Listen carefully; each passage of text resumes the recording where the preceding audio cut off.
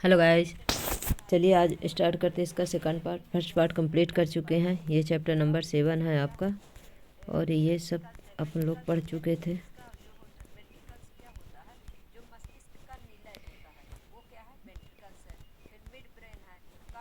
ये देखिए, यहाँ से पढ़ना था। पुष्पी पौधों में लैंगिक जनन अपने को पढ़ना था। चलिए अब स्टार्ट करते हैं। पुष्पी पौधों में लैंगिक जनन किस प्रकार से होता है। अभ्रंतबीजी यानी कि एंजियोस्पर्म के जननांग पुष्प में अव्यवस्थित होते हैं। आप पुष्प के विभिन्न भागों के विषय में पहले ही पढ़ चुके हैं।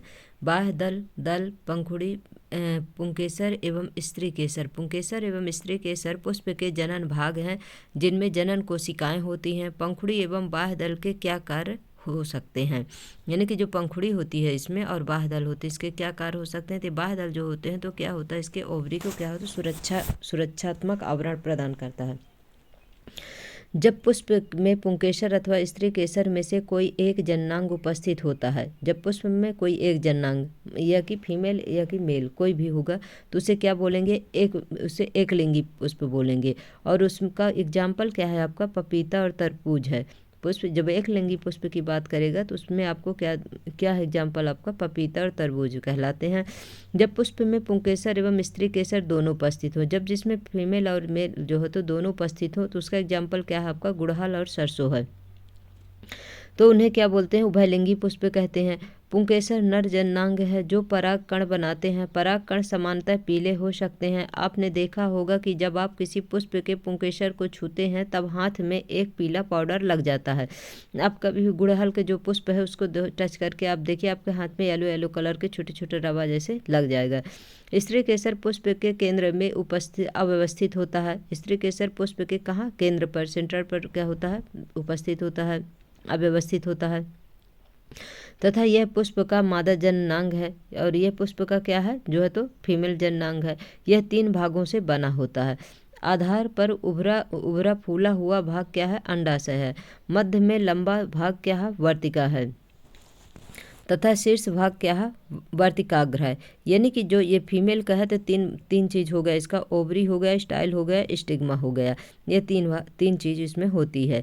यानी कि अंडाशय हो गया, वर्तिका हो गया, वर्तिकाग्र हो गया, जो प्रायः चिपचिपा होता है। अंडाशय में बीजांड होते हैं तथा प्रत्येक बीजांड में एक अंड कोशिका होती है। परागकण द्वारा उत्पादित नर युग्मक अंडाशय की अंड कोशिका मादा युग्मक से संलयित हो जाता है। जनन कोशिकाओं के इस युग्मन अथवा निषेचन से युग्मनज बनता है, यानी कि जायगोट बनता है, जिसमें नए पौधे में विकसित होने की क्षमता होती है। अतः पराग कणों को पुंकेसर से वर्तिकाग्र तक स्थानांतरण की आवश्यकता होती है। यानी कि जो पुंकेसर होता है उसके ऊपर जो पराग कण लगे होते हैं तो उसे जो है तो कहाँ तक, अंडाशय तक जाने की आवश्यकता होती है। तो उसे क्या होगा, स्थानांतरण करना होगा। यदि पराग कणों का यह स्थानांतरण उसी पुष्प के वर्तिकाग्र पर होता है तो यह स्वपरागण कहलाता है। यानी कि पुष्प के अगर वर्तिकाग्र पर होगा तो क्या होगा, यह स्वपरागण होगा। परंतु एक पुष्प से परागकण दूसरे पुष्प में स्थानांतरण होता है तो उसे क्या कहते हैं, परपरागण कहते हैं। एक पुष्प से दूसरे पुष्प तक पराग कणों का यह स्थानांतरण किसके द्वारा होता है, वायु जल अथवा प्राणी जैसे वाहक द्वारा संपन्न होता है। यानी कि जो पुष्प में जो उसी पुष्प के परागकण के वर्तिकाग्र में परागण होगा तो उसे स्वपरागण बोलेंगे, और दूसरे प्लांट के दूसरे पुष्प के द्वारा जब परागण होंगे तो उसे क्या बोलेंगे, परपरागण बोलेंगे। इसका डायग्राम में देख लीजिए, इस पर क्या दिया हुआ देखिए, वर्तिकाग्र है, पुष्प का धैर्य काट है इसका। इसमें देखिए क्या है, अंडाशय है, ओवरी है, स्टाइल है, वर्तिका है, वर्तिकाग्र है, स्टिग्मा है, स्टाइल है। फिर इधर क्या है, पराग कोश है, तंतु है, दल पंखुड़ी है, बाह्य दल है, पेटल है, सेपल है आपका, ये है। और इधर क्या है, ये पुंकेसर है। ये पुंकेसर जो है तो इसमें पराग कोश देखिए सबसे ऊपरी भाग, जिसे क्या बोलते हैं, एंथर बोलते हैं, सबसे ऊपरी में जो है तो ये क्या है, स्टिग्मा है, वर्तिकाग्र है। इस प्रकार से इसकी क्या है, संरचना है।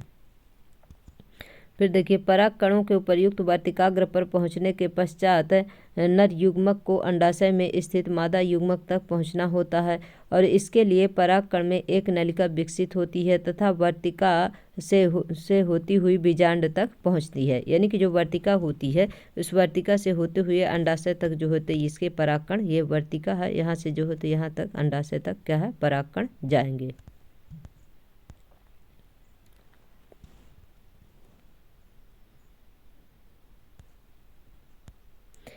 निषेचन के पश्चात युग्मनज में अनेक विभाजन होते हैं तथा बीजांड में भ्रूण विकसित होता है। बीजांड के एक कठोर आवरण विकसित होता है तथा यह बीज में परिवर्तित हो जाता है। अंडाशय तीव्रता से वृद्धि करता है तथा परिपक्व होकर फल बनाता है। इस अंतराल में बाह्यदल, पंखुड़ी, पुंकेसर, वर्तिका एवं वर्तिकाग्र प्रायः मुरझाकर गिर जाते हैं। क्या आपने कभी पुष्प के किसी भाग को फल के साथ स्थायी रूप से जुड़े हुए देखा है? सोचिए, बीजों के बनने से पौधे को क्या लाभ है? बीज में भावी पौधा अथवा भ्रूण होता है जो उपर्युक्त परिस्थितियों में नवोद्भिद में विकसित मतलब नए प्लांट में विकसित हो जाता है। इस प्रक्रम को क्या बोलते हैं? अंकुरण कहते हैं। ये देखिए यहाँ पर वर्तिकाग्र पर पराग कणों का अंकुरण किस प्रकार से होता है। तो सबसे ऊपर देखिए क्या दिया हुआ आपका पराग कण दिया हुआ है, फिर वर्तिकाग्र दिया हुआ है। ये क्या है? नर युग्मक है। पराग नली है जिसके द्वारा पराग अंदर जाता है अंडाशय में। फिर क्या है? अंडाशय है। ये यहाँ पर क्या है? मादा युग्मक है। क्रियाकलाप 7.7 में देखिए, चने के कुछ बीजों को एक रात तक जल में भिगो दीजिए। अधिक जल को फेंक दीजिए तथा भीगे हुए बीजों को गीले कपड़े से ढककर 1 दिन के लिए रख दीजिए। ध्यान रहे कि बीज सूखे नहीं, मतलब बीज जो है तो हल्के उनमें नमी बनी रहे। बीजों को सावधानी से खोलकर उसके विभिन्न भागों का परीक्षण कीजिए। उसको ऑब्जर्व करिए कि किस प्रकार से बीज फूल गए कि नहीं और उसमें अंकुरण प्रारंभ हुआ कि नहीं। आपने प्रेक्षण की तुलना 7.9 में कीजिए। क्या आप सभी भागों को पहचान सकते हैं कि उसमें कौन सा मूलांकुर है, कौन सा प्रांकुर है, कौन सा उसका जो है तो बीज पत्र है? ये सब उसमें देखना होगा। देखिए जैसे इसमें क्या है, ये बीज पत्र है, अगल बगल जो दिया हुआ है। नीचे देखिए मूलांकुर है, रेडिकल जो है ये, और ये क्या है? प्रांकुर है, जिसमें से ऊपर क्या निकलता है? तना निकलता है। 7.3.3 मानव में लैंगिक जनन। अब ह्यूमन बींग्स में किस प्रकार से लैंगिक जनन होता है। अब तक हम विभिन्न स्पीसीज में जनन की विभिन्न प्रणालियों की चर्चा करते रहे। आइए अब हम उस स्पीसीज के विषय में जानें जिसमें हमारी सर्वाधिक रुचि है। वह है मनुष्य। मानव में लैंगिक जनन होता है। यह प्रक्रम किस प्रकार कार्य करता है? आइए अब स्थूल रूप से एक असंबद्ध बिंदु से प्रारंभ करते हैं। हम सभी जानते हैं कि आयु के साथ साथ हमारे शरीर में कुछ परिवर्तन यानी कुछ चेंजेस आते हैं। आपने पहले भी कक्षा 8 में शरीर में होने वाले बदलावों के बारे में सीखा। कक्षा 1 से 10 तक पहुँचते पहुँचते हमारी लंबाई एवं भार बढ़ जाता है। हमारे दांत जो गिर जाते हैं दूध के दांत कहलाते हैं तथा नए दांत निकल आते हैं। इन सभी परिवर्तनों को एक समान प्रक्रम वृद्धि में समूहबद्ध कर सकते हैं, यानी कि जो वृद्धि होती है उसी के अंतर्गत ये सब जो प्रोसेस होती है बॉडी में सब इस वृद्धि के अंतर्गत आती हैं, जिसमें शारीरिक वृद्धि होती है। परंतु किशोरावस्था के प्रारंभिक वर्षों में कुछ ऐसे परिवर्तन होते हैं जिन्हें मात्र शारीरिक वृद्धि नहीं कहा जा सकता। यानी कि किशोरावस्था प्रारंभ होते ही जो बॉडी में जो चेंजेस होते हैं उसे सिर्फ वृद्धि, शारीरिक वृद्धि नहीं कहा जा सकता है, जबकि शारीरिक सौष्ठव की ही बदल जाता है और शारीरिक अनुपात बदलता है, नए लक्षण आते हैं तथा संवेदना में भी परिवर्तन आते हैं। यानी कि पूरा जो है तो चेंजेस, बॉडी लैंग्वेज पूरी चेंजेस होने लगती है किशोरावस्था प्रारंभ होते ही। इनमें से कुछ परिवर्तन तो लड़के एवं लड़कियों में एक समान होते हैं। हम देखते हैं कि शरीर के कुछ नए भागों जैसे कि कांख एवं जांघों के मध्य जननांगी क्षेत्रों में बाल गुच्छ निकल आते हैं तथा उनका रंग भी गहरा हो जाता है। पैर, हाथ एवं चेहरे पर भी महीन रोम आ जाते हैं। त्वचा अक्सर तैलीय हो जाती है तथा कभी कभी मुहासे भी निकल आते हैं। हम अपने और दूसरों के प्रति अधिक सजग हो जाते हैं। दूसरी ओर कुछ ऐसे ही परिवर्तन हैं जो लड़कों एवं लड़कियों में भिन्न होते हैं। लड़कियों में स्तन के आकार में वृद्धि होने लगती है तथा स्तनाग्र की त्वचा का रंग भी गहरा होने लगता है। इस समय लड़कियों में रजोधर्म होने लगता है। लड़कों के चेहरे पर दाढ़ी मूंछ निकल आती हैं तथा उनकी आवाज़ फटने लगती है। साथ ही दिवा, स्वप्न अथवा रात्रि में अक्सर विवर्धन के कारण ऊर्ध्व हो जाता है। ये सभी परिवर्तन महीनों एवं वर्षों की अवधि में मंद गति से होते हैं। ये परिवर्तन सभी व्यक्तियों में एक ही समय अथवा एक निश्चित आयु में नहीं होते। कुछ व्यक्तियों में ये परिवर्तन कम आयु में एवं तीव्रता से होते हैं जबकि अन्य में मंद गति से होते हैं। प्रत्येक परिवर्तन तीव्रता से पूर्ण भी नहीं होता। उदाहरण के लिए लड़कों के चेहरे पर पहले छितराए हुए से कुछ मोटे बाल परिलक्षित होते हैं तथा धीरे धीरे यह वृद्धि एक जैसी हो जाती है। फिर भी इन सभी परिवर्तनों में विभिन्न व्यक्तियों के बीच विविधता परिलक्षित होती है। जैसे कि हमारे नाक नक्श अलग अलग हैं, उसी प्रकार इन बालों की वृद्धि का पैटर्न, स्तन अथवा शिश्न की आकृति एवं आकार भी भिन्न होते हैं। यह सभी परिवर्तन शरीर की लैंगिक परिपक्वता के पहलू हैं। इस आयु में शरीर में लैंगिक परिपक्वता क्यों परिलक्षित होती है? हम बहुकोशिक जीवों में विशिष्ट कार्यों के संपादन हेतु विशिष्ट प्रकार की कोशिकाओं की आवश्यकता की बात कर चुके हैं। लैंगिक जनन में भाग लेने के लिए जनन कोशिकाओं का उत्पादन इसी प्रकार का एक विशिष्ट कार्य है तथा हम देख चुके हैं कि पौधों में भी इस हेतु विशेष प्रकार की कोशिकाएं एवं ऊतक विकसित होते हैं। प्राणियों जैसे कि मानव भी इस कार्य हेतु विशिष्ट ऊतक विकसित करता है। यद्यपि किसी व्यक्ति के शरीर में युवावस्था के आकार हेतु वृद्धि होती है, परंतु शरीर के संसाधन मुख्यतः इस वृद्धि की प्राप्ति की ओर लगे रहते हैं। इस प्रक्रम के चलते जनन ऊतक की परिपक्वता मुख्य प्राथमिकता नहीं होती। अतः जैसे जैसे शरीर की सामान्य वृद्धि दर धीमी होनी शुरू होती है, जनन ऊतक परिपक्व होना प्रारंभ करते हैं। किशोरावस्था की इस अवधि को यौवन आरंभ या प्यूबर्टी कहा जाता है। अतः वे सभी परिवर्तन जिनकी हमने चर्चा की जनन प्रक्रम से किस प्रकार संबंध है। हमें याद रखना चाहिए कि लैंगिक जनन प्रणाली का अर्थ है कि दो भिन्न व्यक्तियों की जनन कोशिकाओं का परस्पर संलयन। यह जनन कोशिकाओं के बाह्य मोचन द्वारा हो सकता है, जैसे कि पुष्पी पौधों में होता है, अथवा दो जीवों के परस्पर संबंध द्वारा जनन कोशिकाओं के आंतरिक स्थानांतरण द्वारा भी हो सकता है, जैसे कि अनेक प्राणियों में होता है। यदि जंतुओं को संगम के इस प्रक्रम में भाग लेना हो तो यह आवश्यक है कि दूसरे जीव उनकी लैंगिक परिपक्वता की पहचान कर सकें। यौवन आरंभ की अवधि में अनेक परिवर्तन, जैसे कि बालों का नवीन पैटर्न, इस बात का संकेत है कि लैंगिक परिपक्वता आ रही है। दूसरी ओर दो व्यक्तियों के बीच जनन कोशिकाओं के वास्तविक स्थानांतरण हेतु विशिष्ट अंग अथवा संरचना की आवश्यकता होती है। उदाहरण के लिए शिश्न के ऊर्ध्व होने की क्षमता स्तनधारियों जैसे कि मानव में शिशु माँ के शरीर में लंबी अवधि तक गर्भस्थ में रहता है तथा जन्म उपरांत स्तनपान करता है। इन सभी स्थितियों के लिए मादा के जननांगों एवं स्तन का परिपक्व होना आवश्यक है। आइए जनन तंत्र के विषय में जानें।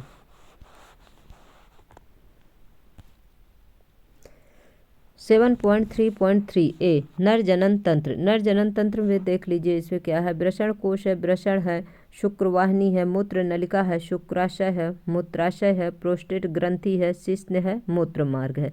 यानी मूत्र नलिका जो है ये किडनी से आती है और ये क्या होता है, यहाँ मूत्राशय में मूत्र जो होते एकत्रित होता है।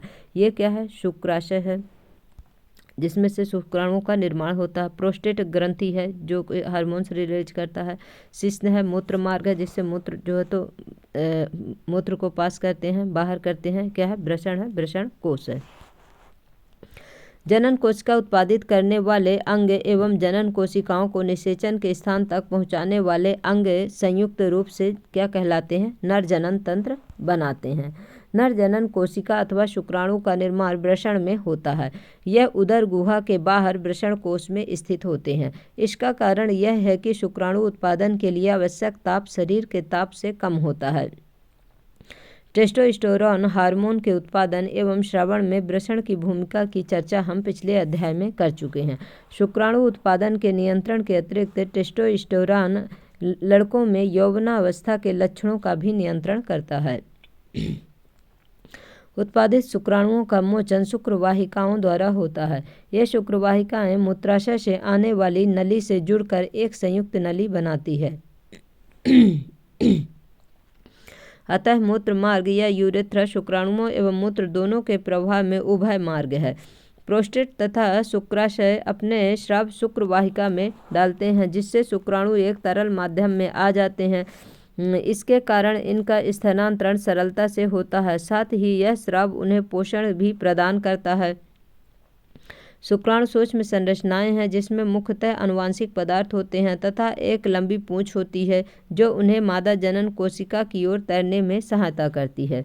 7.3.3 बी मादा जनन तंत्र। मादा जनन कोशिकाओं अथवा अंड कोशिका का निर्माण अंडाशय में होता है। वे कुछ हार्मोन्स भी उत्पादित करती हैं।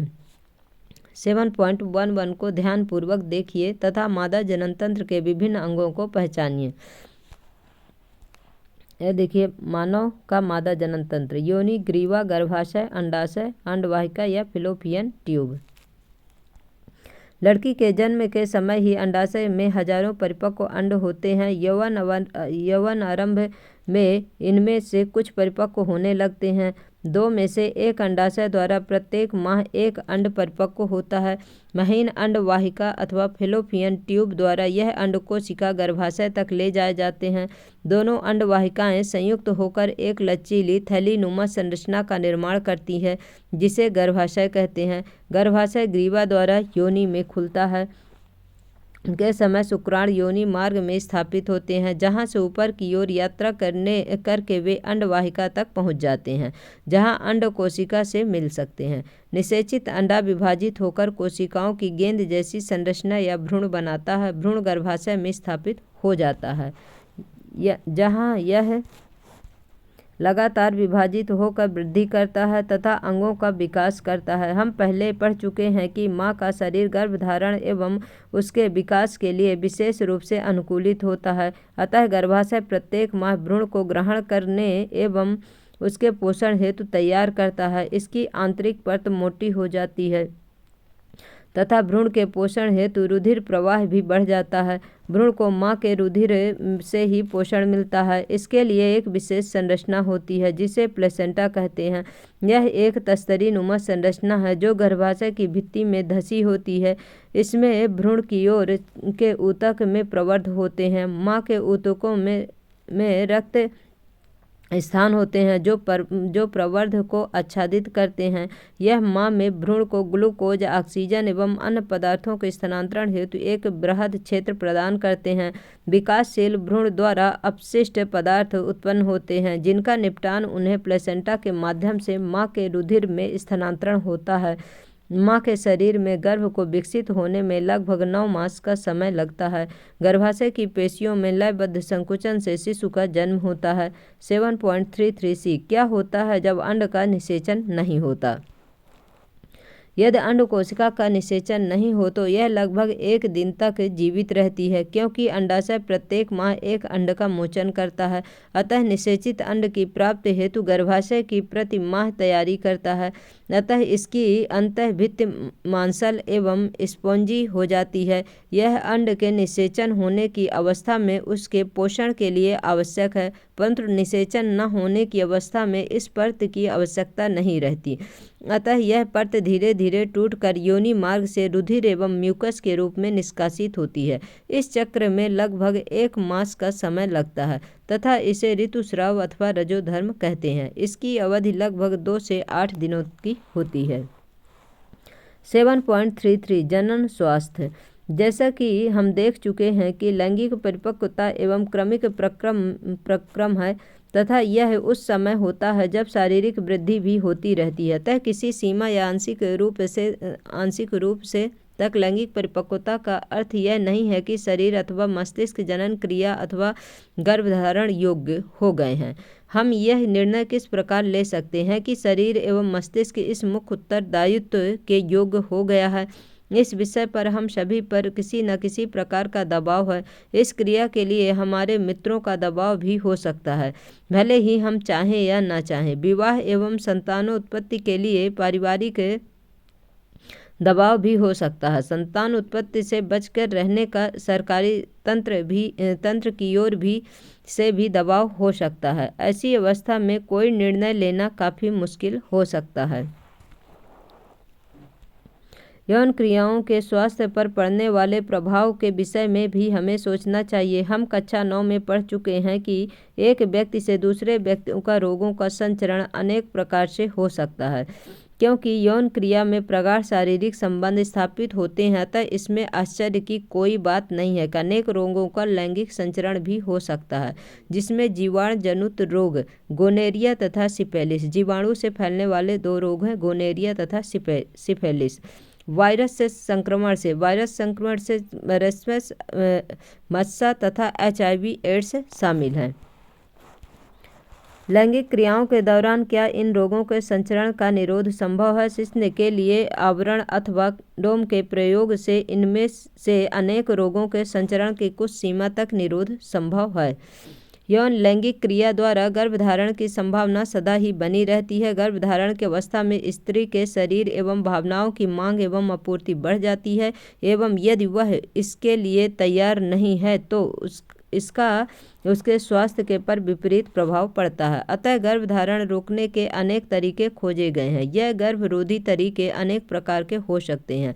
एक तरीका यांत्रिक अवरोध का है जिससे शुक्राणु अंड कोशिका तक न पहुंच सके। शिश्न को ढकने वाले कंडोम अथवा योनि में रखने वाले अनेक युक्तियों का उपयोग किया जा सकता है। दूसरा तरीका शरीर में हार्मोन संतुलन के परिवर्तन का है जिसमें अंड का मोचन ही नहीं होता अतः निषेचन नहीं हो सकता।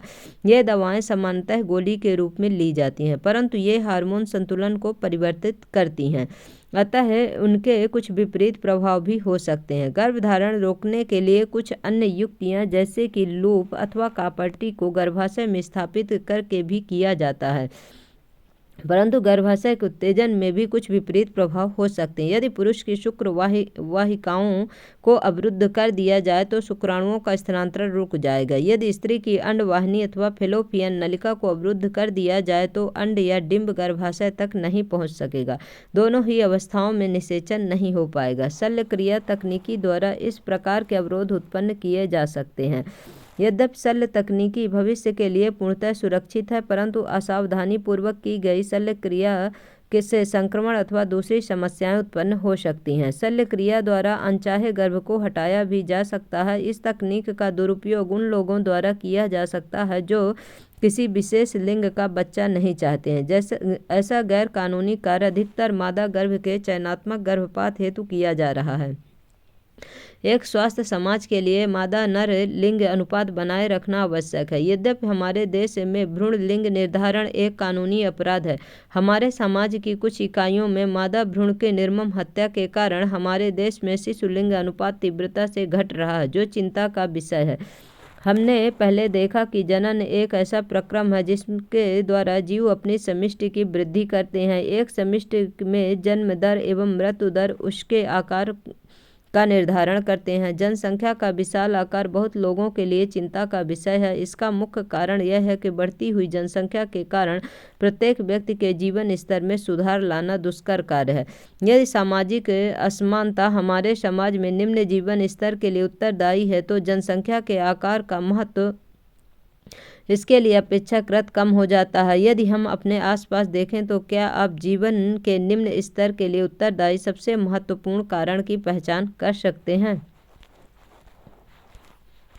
आपने क्या सीखा? हम लोगों ने जो पढ़ा है उसका क्या सार निकल रहा है? अन्य जैव प्रक्रमों के विपरीत किसी जीव के अपने अस्तित्व के लिए जनन आवश्यक नहीं है। जनन में एक कोशिका द्वारा डीएनए प्रतिकृति का निर्माण तथा अतिरिक्त कोशिकीय संगठन का सृजन होता है। विभिन्न जीवों द्वारा अपनाए जाने वाले जनन की प्रणाली उनके शारीरिक विकल्प पर निर्भर करती है। खंडन विधि में जीवाणु एवं प्रोटोजोआ की कोशिका विभाजित होकर दो या अधिक संतत कोशिका का निर्माण करती हैं। यदि हाइड्रा जैसे जीवों का शरीर कई टुकड़ों में विलग हो जाए तो प्रत्येक भाग में पुनरुद्भवन द्वारा नए जीव विकसित हो जाते हैं। इनमें कुछ मुकुल भी उभर कर नए जीव में विकसित हो जाते हैं। कुछ पौधों में कायिक प्रवर्धन द्वारा जड़, तना अथवा पत्ती से नए पौधे विकसित होते हैं। उपरोक्त लैंगिक जनन के उदाहरण जिसमें संतति की उत्पत्ति एक एकल जीव व्यष्टि द्वारा होती है। लैंगिक जनन में संतति उत्पादन हेतु दो जीव भाग लेते हैं। डीएनए प्रतिकृति की तकनीकी से विभिन्नता उत्पन्न होती है जो प्रजातियों के अस्तित्व के लिए लाभप्रद है। लैंगिक जनन द्वारा अधिक विभिन्नताएं उत्पन्न होती हैं। पुष्पीय पौधों में जनन प्रक्रम में परागकण परागकोश से स्त्री केसर के वर्तिकाग्र तक स्थानांतरण होते हैं जिसे परागण कहते हैं। इसका अनुगमन निषेचन द्वारा होता है। यौवन आरंभ में शरीर में अनेक परिवर्तन आते हैं। उदाहरण के लिए लड़कियों में स्तन का विकास तथा लड़कों के चेहरे पर नए बालों का आना लैंगिक परिपक्वता के चिन्ह हैं। मानव में नर जनन तंत्र में वृषण, शुक्र वाहिनी, शुक्राशय, प्रोटेस्ट ग्रंथि, मूत्र मार्ग तथा शिश्न होते हैं। वृषण शुक्राणु उत्पन्न करते हैं। मानव के मादा जनन तंत्र में अंडाशय, डिंब वाहिनी, गर्भाशय तथा योनि पाए जाते हैं। मानव में लैंगिक जनन प्रक्रिया में शुक्राणुओं का स्त्री की योनि में स्थानांतरण होता है तथा निषेचन डिंब वाहिनी में होता है। गर्भ निरोधी युक्तियां अपनाकर गर्भधारण रोका जा सकता है। कंडोम, गर्भ निरोधी गोलियां, कॉपर्टी तथा अन्य युक्तियां इसके उदाहरण हैं। गाइज अब आपको ये चैप्टर कंप्लीट होता है, इसके बाद आपको क्वेश्चन आंसर है। क्वेश्चन आंसर कल कराऊंगी। गाइज आप लोगों को हमारी क्लास कैसी लगती है? आप लोग हमारी क्लास को लाइक करिए, शेयर करिए, सब्सक्राइब करिए। Thank you so much guys. जो आपकी क्वेरी हो कमेंट बॉक्स में कमेंट करिए। Thank you.